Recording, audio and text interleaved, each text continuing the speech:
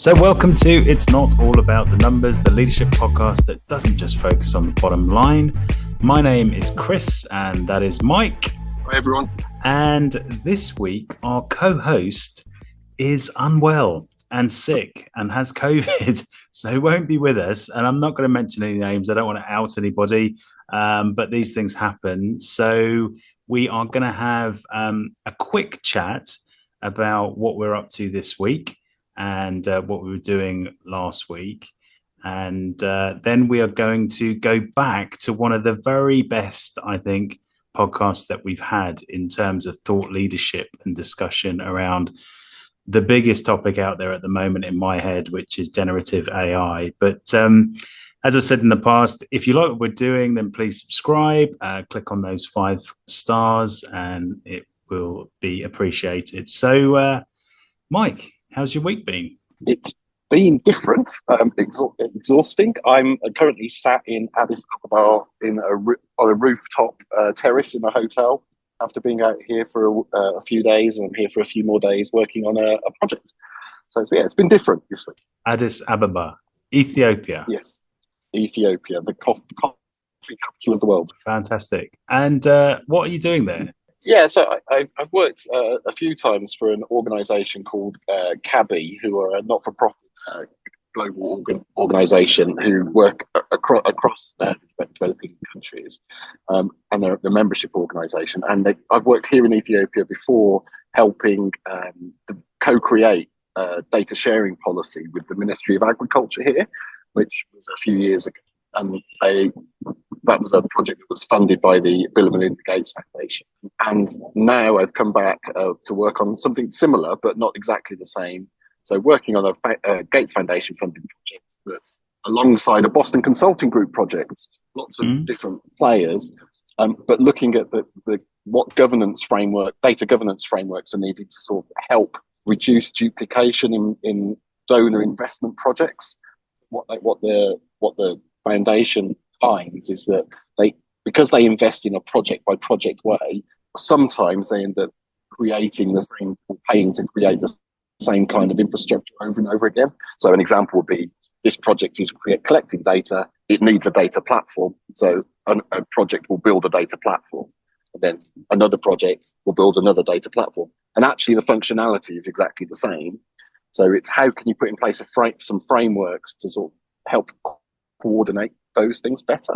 Sounds fun. It sounds fun. And this is a rubbish comment for a podcast, but it looks like a beautiful summer's day there, and it's March, so I think there's a huge upside to that one. Well, I'm glad you're enjoying it, and thank you for making it. And I think everyone can hear that you're somewhere out there, because your mic is definitely rooftop-esque, I think, at the moment.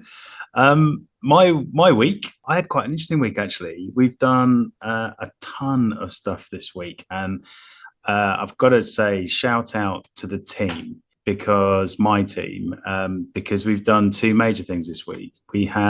First of all, we have celebrated World Book Day, which was very important to us, because we released a book, The Tiger That Went to the Gen CFO Summit, which was a really fun thing that Ryan Crawley, our head of marketing, produced.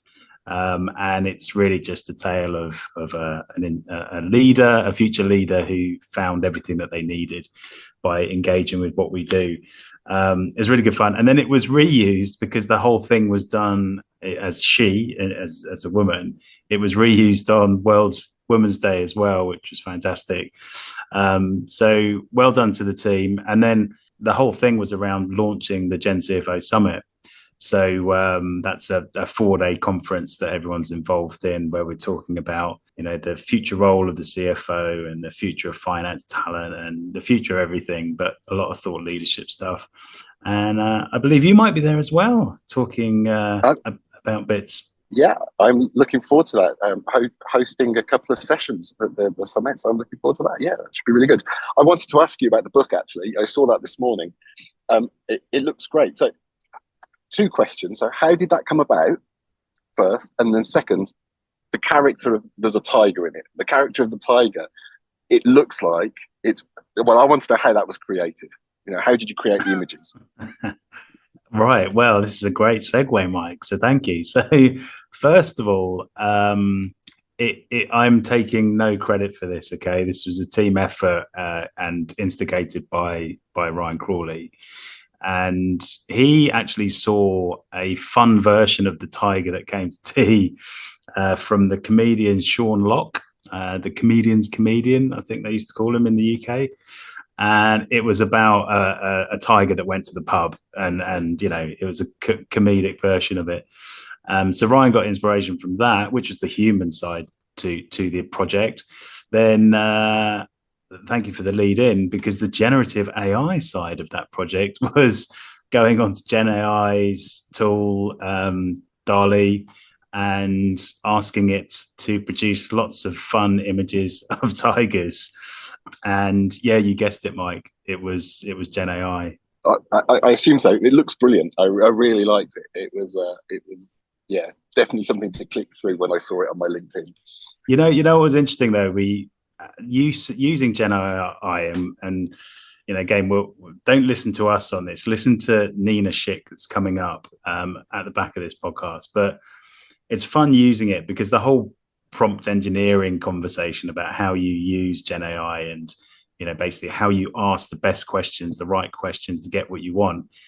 When Ryan was doing it, it was quite amusing because we wanted it to be female, wanted the tigers to be female, and he was asking a tiger in a suit, and honestly the pictures that were coming back, some of them were actually quite obscene. You could not publish these images. It was like a tiger's head with a woman in a suit, but it was completely inappropriate. And other images were just a little bit skewed and a little bit weird. So then we just said, look, scrap that. Let's just use a tiger. The GENai knows what a tiger is, and then that's how we reverted back to it. But it's interesting when you start using it because it's not exact, it's not perfect, and it's certainly got no filter. It sounds like there's an alternate book out there of outtakes. Yeah, well, we're interviewing the CFO from OnlyFans next week, so maybe we can do an OnlyFans version. No, we won't be doing that. We won't be doing that. But no, you've set me up really nicely there, because you'll remember we kicked off the year with Nina Schick, and Nina was actually a keynote at our last virtual summit, and she did this fantastic keynote called Postcards from an AI enabled future, and it was all about generative AI. And we took a bit of a risk actually with that program, because we did start to talk about GENai and learning large language models, and a lot of people were like, oh, I'm not interested. And a little bit of a peek behind the curtain, programs for conferences are planned 6 months in advance, because you have to get the speakers, you have to get the sponsors all signed up. So we took a bit of a leap of faith with this because the market was moving so quickly, and Nina was perfectly timed. And we asked her to come on the podcast in January. Again, really good start to the year.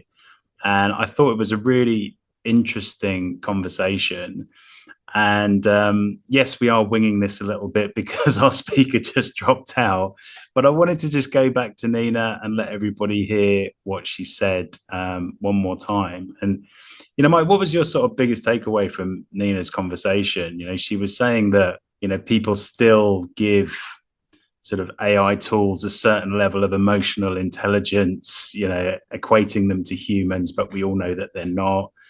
I mean, I just remember it being a fantastic conversation and unbelievably interesting. I think we really struggled to keep to time in that particular episode because we just sort of went off talking in different areas. The other thing I remember was just how hooked into the global political scene Nina was or is. Last night was the State of the Union address, and seeing Joe Biden giving his all, reminding Nina was chatting with Joe Biden on part of that kind of team talking about AI in the US. So yeah, it was just incredible opportunity to speak to somebody far more knowledgeable than me. Yeah, it's excellent. It's excellent. Well, that's a great setup for the podcast, and we're going to play it now. And we do come on to the humanization of AI quite quickly, but bear with us because from memory, this was a New Year conversation. We started talking about Mike's Christmas decoration injuries, stats, yeah, all sorts of stuff at the start of this one.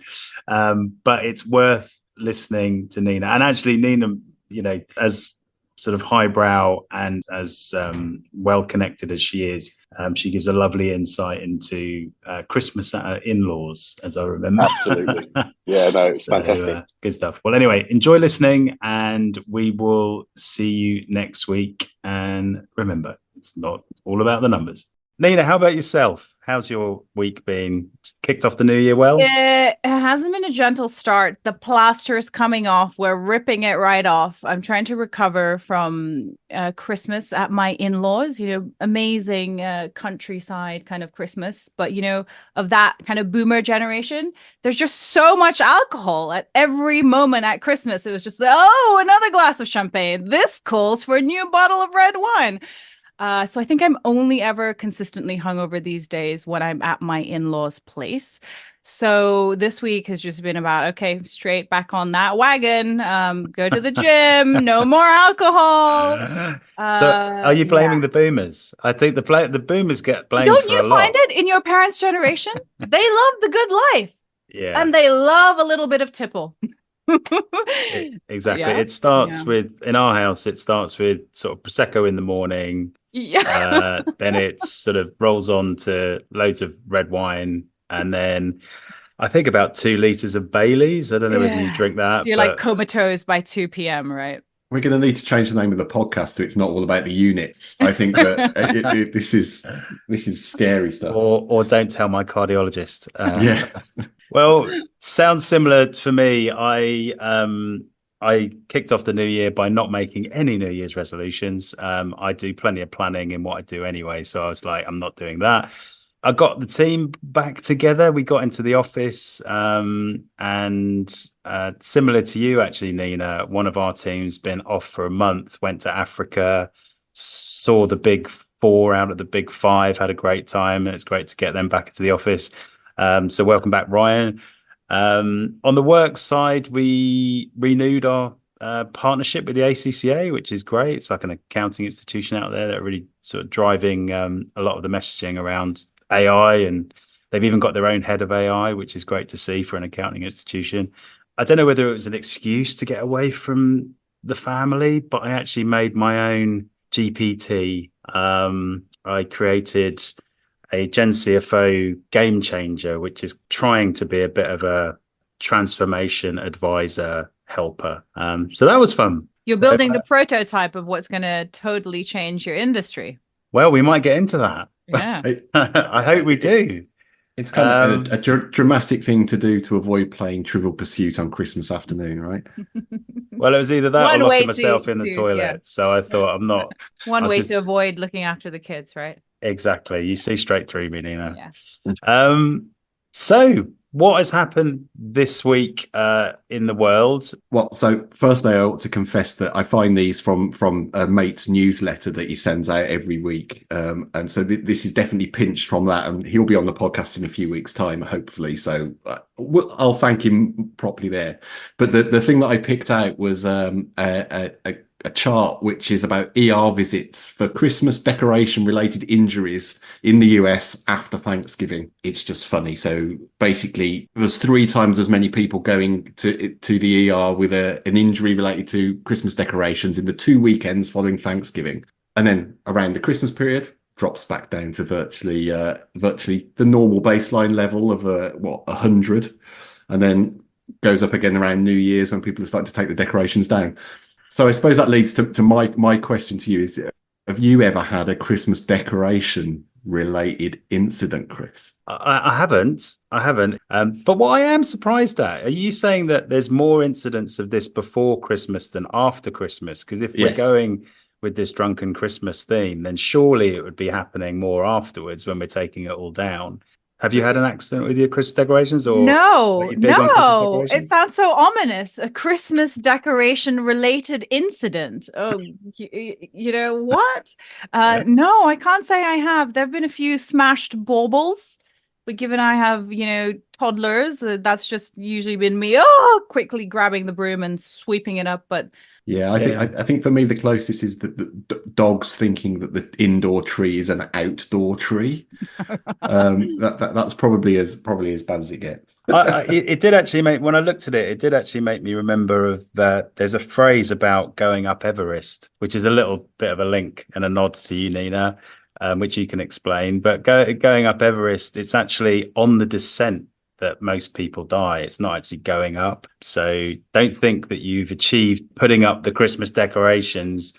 It's actually making sure that you can get them down again. wow, I think that's the lesson. I love how you fashioned an Everest analogy with the Christmas decoration incidents. Have you been? No, I'm half Nepalese, but climbing Everest is still a feat. I find it quite scary. I mean, the high Himalayas, the death zone. Yeah. I have no intention of getting up there. It's a bit like marathon running, right? For me, going up Everest. People say, yeah, I do it because it's there, and people go marathon running, it's to challenge myself. And it's like, in my head, it's like, well, I know it's Everest, I know it's dangerous, so why bother? And with marathon running, everyone says it hurts. So they've told me it hurts. So why do I need to experience it? I can just say, I know it hurts. That's great. Well, shall we try and get this back on track? So there's another thing that's happened this week in the news, much more relevant to your area, Nina. And OpenAI are opening a GPT store. So they're going to start. Everyone's been playing with their products, and they're going to start releasing the GPTs that have been created. And I'm quite interested to see how this goes, because one of the things that I've been talking about recently is that the way that people name their bots and name their GenAI, I don't necessarily agree with it as an approach. I think they're great tools that we work with, but there's almost like this humanization of GenAI, which I don't like, because at the end of the day, it's not human. It's not meant to be replacing any humans anytime soon.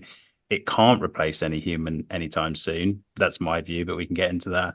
So why call it Dave or Mike or Nina? Yeah, this is where it gets so philosophical. And this is so interesting, right? Because if you think about even the pursuit of artificial intelligence and the early pioneers of AI, Alan Turing comes to mind when he invented the Turing test as an avenue to really test whether or not machines had achieved human levels of intelligence. You can already argue that the kind of performance we see with frontier AI now, the Turing test has been beaten in a narrow sense, right? In a very narrow sense. And we have this innate and intrinsic wish to kind of anthropomorphize these systems, right? And we're already starting to see it. And the most interesting place, I mean, my whole journey with what's now known as GenAI, I mean, I started to get into this in 2017 through deep fakes. And the first use case was pornography, right? And that's always the pioneering use case. And another kind of really related point to that is how humans are interacting with these systems. And when you think about the tendency to think about them as real humans, a really fertile ground is to look at kind of the dating and relationship and AI girlfriend bot kind of whole scene. And what you're starting to see is that even though we know these LLMs aren't sentient, they can't think like us, they're very good at performing certain tasks, people still tend to give them a certain level of emotional intelligence, equating it to humans. So just going forward, this is going to continue to be absolutely fascinating, because the Turing test has only been beat in a very narrow sense now. But if we look at the trajectory of AI development, I have no doubt in the next 3 to 5 years, that's going to broaden out. So how do we distinguish between, what is human, what's machine, and again, that kind of innate sensibility we have to want to think of them as human-like?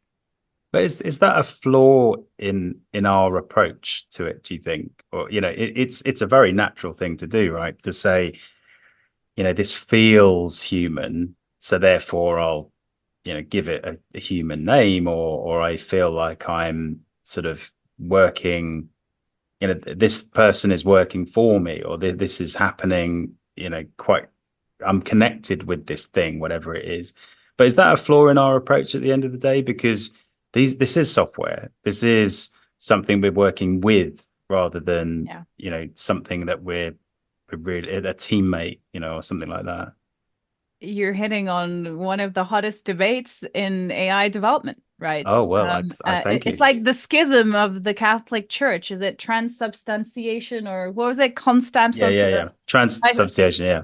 Yeah. Is it really, water and wine, or is it the blood really of Christ? the blood and body of Christ, or is it just water and bread?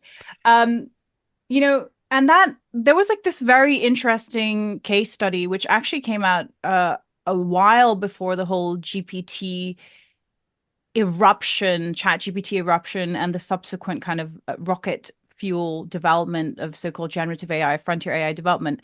And it was, you guys have heard of Blake Lemoine? He was this engineer at Google. And he was actually working with Google's kind of early iterations of large language models. And he became convinced, I mean, he was building it, he was engineering it, and he became convinced that actually we had reached general intelligence, that it was really sentient. And to be fair to Blake, I mean, it's quite easy to poo-poo it and be like, how could he be just so ridiculous? This is obviously just a software, it's just a system.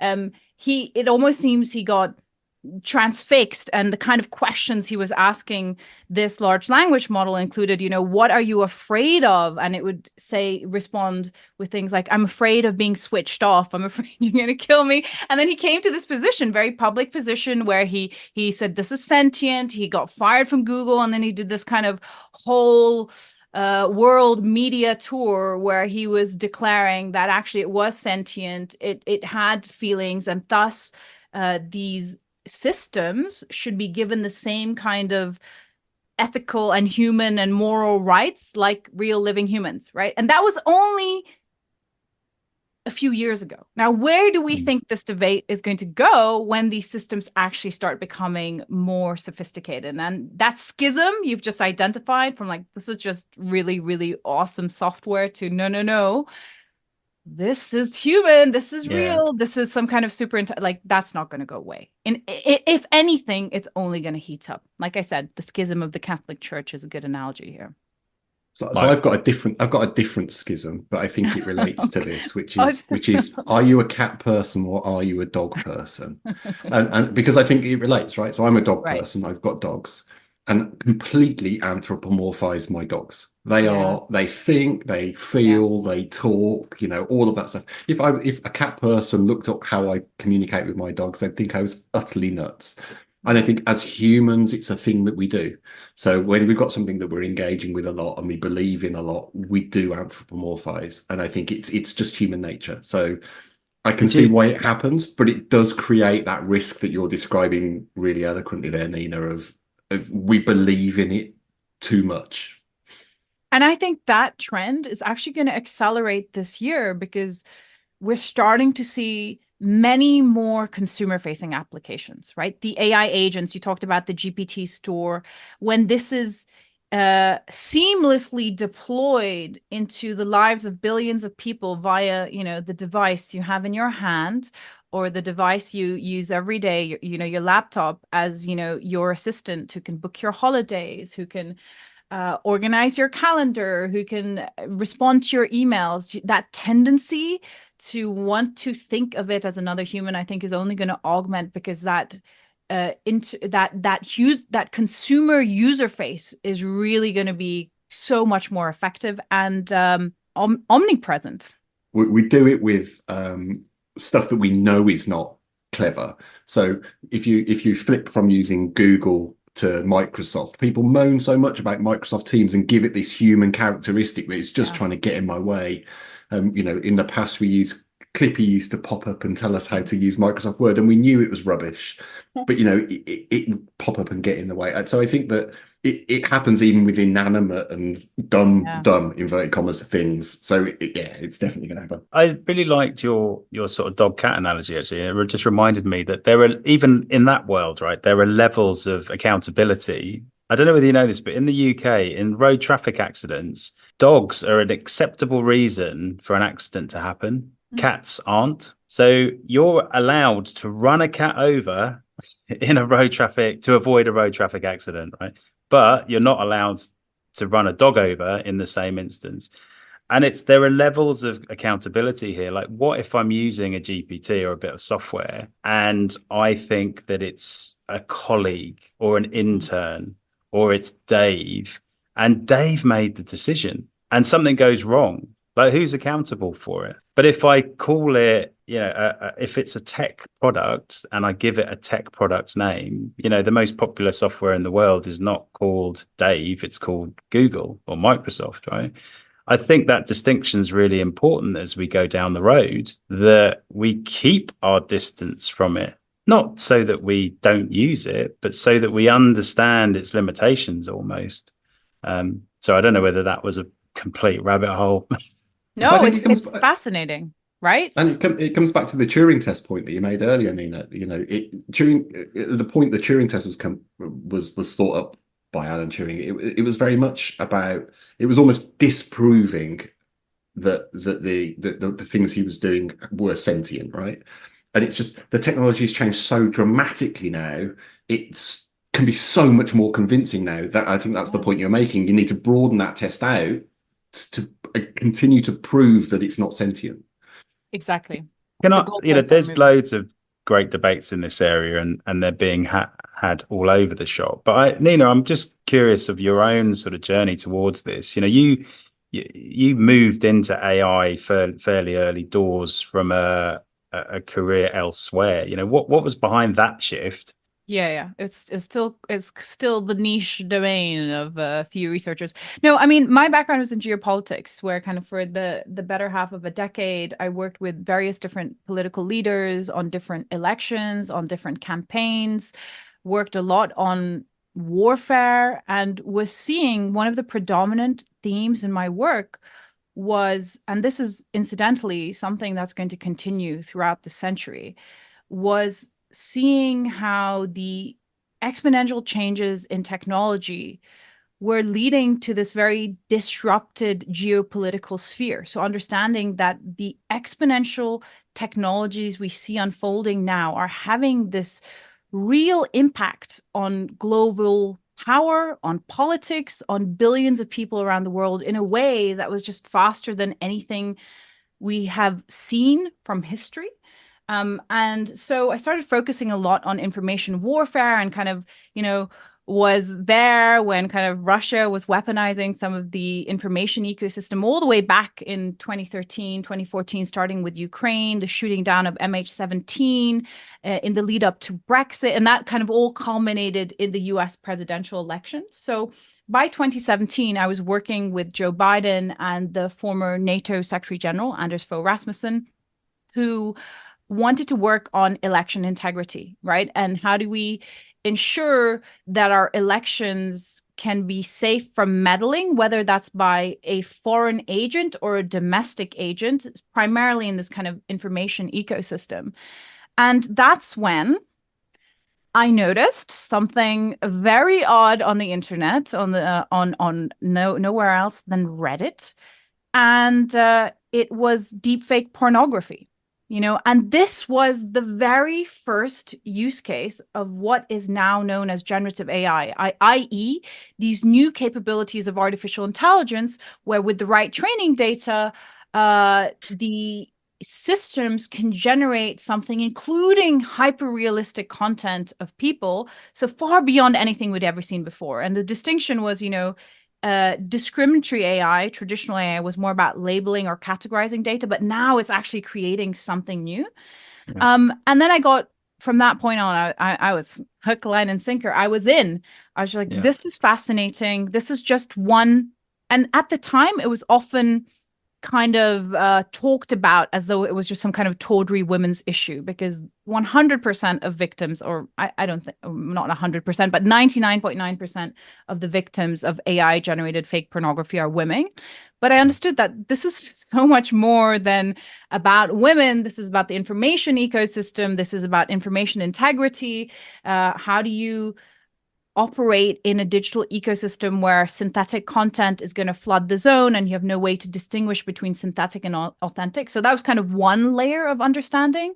And then the years that followed, that understanding actually evolved into something far greater, where actually it wasn't only about information integrity or mis or disinformation in AI generated content. You understood that these new capabilities of artificial intelligence are really now starting to push on the boundaries of human intelligence, right? In the sense that these systems now trained on a lot of data with the exponential power of computing also going up are able to slot in and perform intelligent and creative tasks in a way that had not been possible before, which was just completely theoretical. So it moved from kind of like information warfare to disinformation to being like, no, this is the beginning of an intelligence revolution. And then the whole geopolitical background that I have was so relevant because you understand that this is not only about software and computing, but the impact of this revolution is going to transform societies. And it's going to happen far faster than any kind of technology we've experienced in the past. There's so much to ask there. I know, Mike and I have highlighted some deep fakes in the past. That is a fascinating part of this world. I think the whole transformation shift we're aligned to, I think you're probably looking at it on a global scale. We're probably looking at it at a corporate level. And that is fascinating. And it plays out on all those levels, right? Because there's going to be the corporate and work environment is one of the most fascinating. And that's where you see so much upside as well. And then there's also a level where it impacts billions of consumers, right? Because these capabilities are going to be wrapped up on your mobile device, on your laptop. They're going to be woven into the fabric of life for billions of people. And then at the highest level, it's going back to my geopolitical background, it's really going to shift the dynamics, the power dynamics of the world, which is why you see such a kind of race for AI competence between the big beasts, China, the US, and increasingly so much attention on AI investment and AI development in parts of the world like the Gulf, which are trying to diversify away from their energy economies. So it's fascinating at each of those levels. So I've got a question kind of that touches on that. So there's a couple of things that have gone off in my head as you've been talking. And one of them is around, in the past, we've had this position. So like in the hundreds of years ago, we had the British were the global superpower, and you had things like the East India Company who would colonize India, take over India, and they were allowed to do things that probably are very questionable. Yeah. Because the money was returning to the mothership, right? Yeah. So that was fine. I see where this is going. Yeah. Well, so the observation or the thought is that it feels like power is shifting from the nation state to companies, and like the Samsungs, the Apples, the Googles, the OpenAIs, Microsoft, in a way that hasn't happened before. Absolutely. With the East India Company, what happened was eventually it got untenable, and the British government went in and said, oh, no, actually, we'll just take back all the power. Yeah.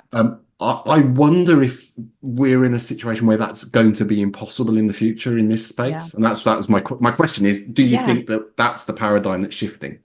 That is such a brilliant observation. And I've had similar kind of thoughts, because if you think about geopolitics and power and people, what is happening now is that an incredible amount of economic power and just sheer political power is vesting in a few of these monolithic tech companies, right? Who actually own the core infrastructure, which everybody else is going to plug into. They own the platform, they own the infrastructure, and we are just kind of building applications on top of that. And we already saw that over the past decade with the rise of the internet and social media, but AI takes that a whole level further, right? So again, coming back to the question of accountability, this is going to be hugely important. Who is accountable? They are obviously not elected, but already, I mean, I don't think it's controversial to say that the CEO of Microsoft or the CEO of OpenAI is probably more influential than the majority of elected leaders in the world. Yeah. And what I see happening, I mean, one of the other things I've been doing over Christmas, which is real #geek stuff, is that I've been going as well as drinking. Yeah, as well as drinking. Have you guys so I've been going deep into this podcast series. It's called Dictators, and it has a 17 episodes on the rise and fall of Adolf Hitler. Wow. So yeah, I went deep into that, but it was very interesting because again, what happened in the 20th century was the complete breakdown of the old world order, right? The empires came crashing down. The kind of systems that existed were no longer tenable. And I wonder when you look, again, with my background in politics, and when you look at the limits, we're all kind of post-war children. We grew up, in the 80s and 90s when, the end of history was here and liberal democracy was, forever going to be this march to progress. But now, if you look at Western democratic societies, you're seeing the limits of the system in the sense that they are no longer able to handle the challenges which are facing us in this world, right? We see it in the UK, we see it in the US, we see it all around Europe.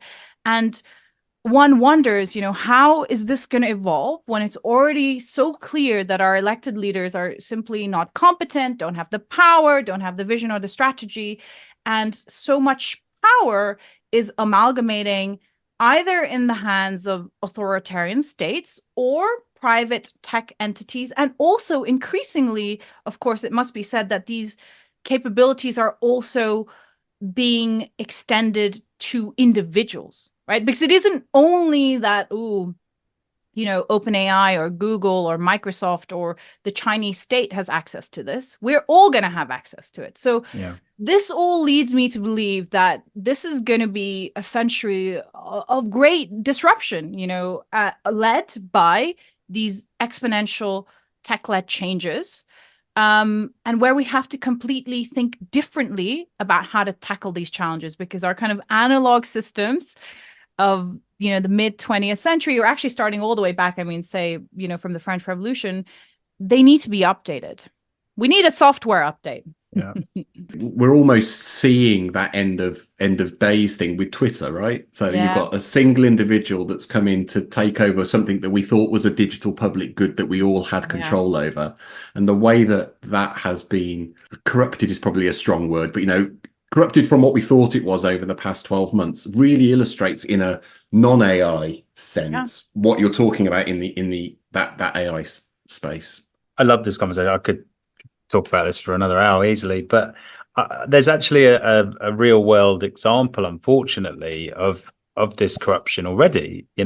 So what I'm in the accounting and finance space, and obviously the big four manage basically all the large companies in the world, and there has been corporate failure after corporate failure after corporate failure when the governance has been held with the few, and it's almost like the monopoly drives the power, drives the corruption, and I think we're in exactly the same state, and it's a worry because even when the governments do try to intervene, you referenced the UK government and the East India Company, but the government is failing at the moment on that agenda because, the Financial Reporting Council, which was set up to govern, this industry, the accounting and professional industry, to make sure that it's, fit for purpose and, people are held to account and, there's a whole legislative process around it.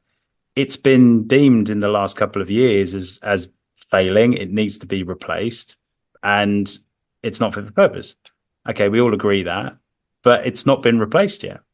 It's not been put through government. It's not been prioritized. So at the moment, even in the corporate world as we stand today, with current systems and structures, we do not have a functioning governing body. Yeah, and imagine what you're talking about, Nina, is a much more complex and black box sort of governance requirement. It's going to be very, very, very difficult to get it right. And my concern is the power corruption dynamic, right? And just like the lack of knowledge, we've seen it so often over the past 12 months where there's this understanding across society, whether it's in the corporate world, whether it's amongst, the political elite, or even just on the grassroots level, that this is a big deal. And AI and associated exponential technologies are going to change the world. So there's been a lot of interest and energy and focus on regulating and governance and accountability. But one of the things that always struck me is like, well, this is problematic, is when those who are building the systems are, talking to the policymakers about how to regulate the technology. Because policymakers are getting better, but there's still such a dearth of understanding, when you're trying to regulate these black box systems and you can't even understand them, and you need to basically go to the people who are building them to ask them how to regulate. It's kind of problematic, right? Could be a conflict of interest. Absolutely. And that the same applies with the FRC and the Integrated Reporting Council and stuff like that. Who sits on the board? Well, all of the big four partners. It's like, well, hang on, you can't mark your own score. Anyway, look, this is a little bit dark. So I'm going to move things on. And it's at this point normally that we ask, for questions. And if you do want to ask us questions, then do send your emails into podcast@generationcfo.com or reach out directly to Mike and myself on LinkedIn. But the question this week is just fun because it's to also lighten the conversation a little bit. Robot arms or robot legs? If you had to choose one for life, what would it be? Mike, you've had some time to think about this. Well, so given the conversation we've just had, it depends who's in control of them, right? That's actually the first bit of the answer. The second bit of the answer is, given my gammy foot, gammy knees, and age, it will be legs, just so I can carry on running, walking, climbing stuff. Definitely legs. Mine is arms. Because because I don't ever want to load the dishwasher again. I don't ever want to do another load of laundry. I don't ever want to tidy my kids' room again. I don't ever want to pick up a piece of Lego. Definitely the arms. But as a domestic assistant. You're exactly. You're definitely implying that they're detachable. That's a whole different question. And if they're detachable, then I'd go with arms as well. Okay. Well, detachable legs. Imagining a completely solo arm doing all the domestic chores for me. Yeah, that's a bit Addams Family. That's a bit creepy. But if it's detachable legs, though, Mike, they can just take the dog out for a walk. Even better. I know, but I quite enjoy the walk. That's the point. That is very true. That's very true. I would be robot legs, definitely robot legs. I feel that my hands are far too important to me to give those up, even though I do understand the sentiment, Nina. So they're not detachable then? Well, I think for the sake of this, we'll say they're not detachable. Oh, so that's interesting, Chris. Your justification for having robot legs is because you don't want to get rid of your arms, rather than actually the benefits of having robot legs, which is where I went. It's called deduction, Mike. It's called deduction. Okay. Sherlock Holmes was quite good at it, apparently. Right. Not that I thought you were just linking it back to finance again. Sorry. Always. I'm doing my best. But it's not all about the numbers. And this podcast has clearly shown that it's not all about the numbers. So this section, we go on talk a little bit about good data, bad data. In the last pod, we talked about what is data and what is good data and bad data, because there was a lot of questions around it. And basically what this section is anything that we want to throw in it that's vaguely related to data. So Mike, you were showing me some visualization this week, and there was this underground visualization. So we've got a global following. So in London, there is a tube system, an underground system, a subway system. And it was really cool because it kind of mapped the depth of the tunnel as it goes through the system, and it was kind of almost to scale.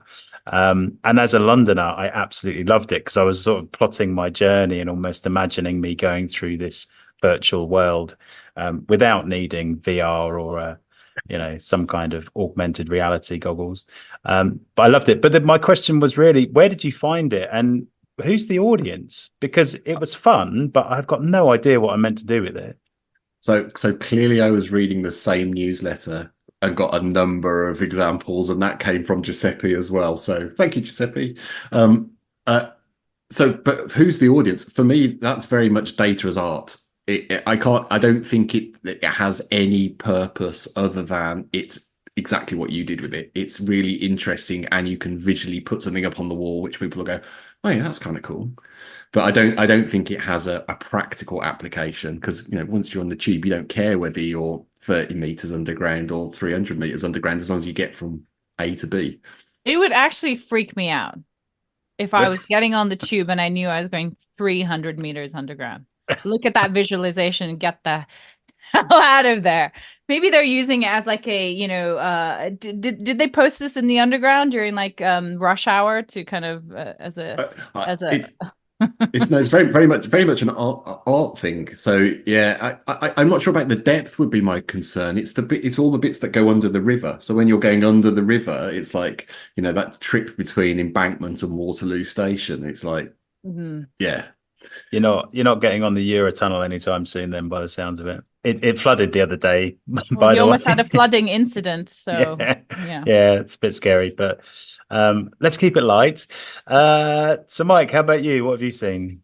So the one that I pulled, again, I think it courtesy of the same newsletter, is the Google Trends of 2023. So the most commonly searched terms, and what's really interesting for me is like ChatGPT there's like a constant high level of searching through the year, but there's some really noticeable peaks at different points. So when Barbie came out, there's lots of Margot Robbie searching, and when October the 4th happened, there's lots of Israel and Gaza searching. So yeah, just looking at the story of the year through Google searches, I thought was quite a fascinating bit of data. It says to me that you basically have to be famous or celebrity, and dead, I think, is the other one. Yeah, I think famous and doing something, or famous and dying, I think you hit the list. So that, yeah, unfortunately Tina Turner and Matthew Perry are on there alongside Taylor Swift and Sinead O'Connor. Yeah, but there is this persistent search block for ChatGPT. I would have thought that would have peaked at some point during the year. Yeah, but it won't be ChatGPT anymore, because I think OpenAI kind of had a monopoly in 2023 because of, the miracle of ChatGPT. But if you kind of look at the ecosystem now, it has a lot of competition, although I would say that the competition is centralizing around a few players. And open source is doing phenomenally well. So there'll be many, many more applications. It won't just be ChatGPT. And another thing is that we're really moving into multimodal models. ChatGPT is an example of a so-called large language model, a model that can work with text, but multimodal systems will be able to interpret text, video, audio, any form of digital medium. So they're going to be far more sophisticated. So my guess is you probably won't see the dominance of one AI application anymore, because it's going to be so diffused and pervasive that there's just going to be lots of different AI trends, but it won't just be ChatGPT dominating to 2024. Do you think, with that in mind, do you think we will actually stop talking about AI so much because we'll actually learn what it really means? Yes, because there will still be a discussion about AI, but in a way, it's only AI so long as you can't do it. And then you can do it, and then it isn't AI anymore. It's just part of normal life, right? So there'll be a normalization of these new capabilities of artificial intelligence. And also, there was a special moment after the birth of ChatGPT where it was about AI and ChatGPT. But if you consider what I just said about this becoming more diffuse, about this being integrated into the fabric of life through multiple different applications, AI will lose its significance in the sense that it's like talking about science or technology or digital, There's so many applications that are vertical, horizontal. You're talking about the corporate world, you're talking about consumer products, you're talking about kind of on all those levels we discussed before. And I think we'll kind of go from cavemen talking about food to where we are today, talking about recipes. Exactly that. stake. But I still think AI will have a really important place in the public conversation as a political concept, because I think the real fears around artificial intelligence, in particular to do with automation, are not going to go away. And I think it's going to become one of the most kind of salient political issues. And again, that will be that tendency to anthropomorphize it and be like, oh, AI is going to take our jobs, or, that I don't think is going to go away as a political concept. So as we're on a journey from AI to witchcraft to magic to applications. So we're kind of like in that bit now between it being witchcraft and magic. Yeah. And eventually it will be the applications that we just commonly use, and it's just normal. Yeah. It'll be so normalized. Yeah. Yeah.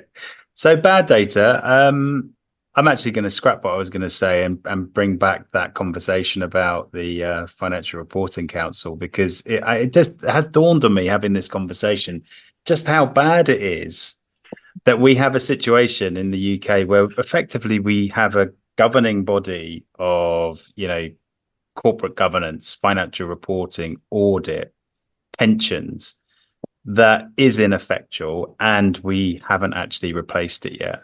That's my bad data. That'll appeal to all the CFOs out there. Can you automate parts of that? Yeah, well, let's try. So if I was going to be even more bleak with the one that you've pulled out there, Chris, I would say that there's quite a few examples in the UK where the regulators aren't necessarily performing the function that we'd expect them to perform. I saw this morning our friend Fergal Sharkey sharing his pictures of where the sewage discharges are into the sea because of the extra surface water. So the question there about the regulation of that industry, there's the question about the regulation of the press post Leveson. I think that what you've described in this area is actually symptomatic of something bigger. Yep. Well, we need to go back to robot arms quickly.